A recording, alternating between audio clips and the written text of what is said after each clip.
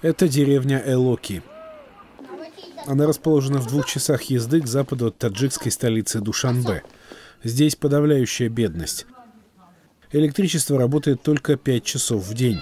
Важный источник дохода для многих семей – деньги от сыновей, работающих в России. Но в связи с падением рубля денег поступает мало. В этом селе у многих женщин сыновья работают в России. Рубль обесценивается, и они жалуются, что их дети не могут послать деньги домой. В доме Мутабар живут 3 поколения. Бабушка с дедушкой, дети, внуки, всего 11 человек. Живут довольно тесно.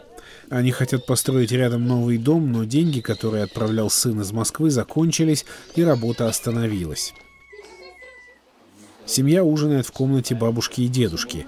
Это единственное помещение, которое отапливается. Темой разговора сразу становится падение рубля.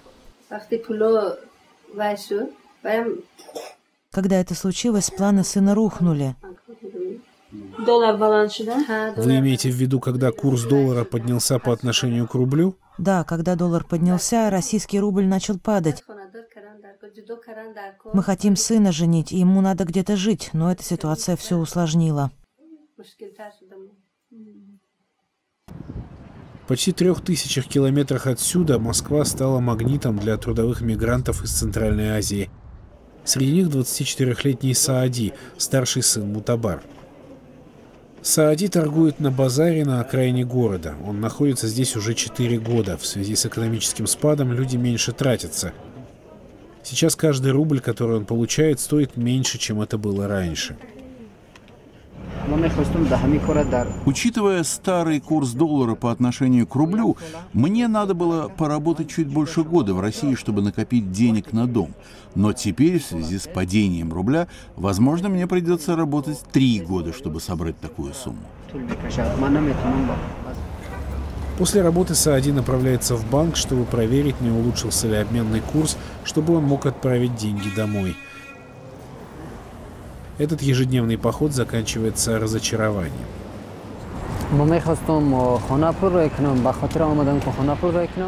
Я пришел, чтобы отправить деньги домой.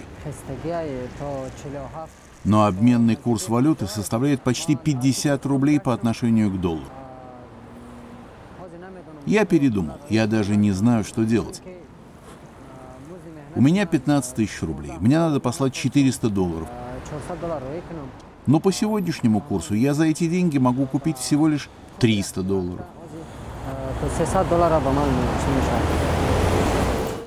Для семьи Саади это, конечно, была плохая новость. И со времени этого интервью рубль лишь продолжал падать. Без денег из Москвы нет надежды построить новый дом. Жизнь тяжелая, и семье придется сильно экономить, чтобы выжить.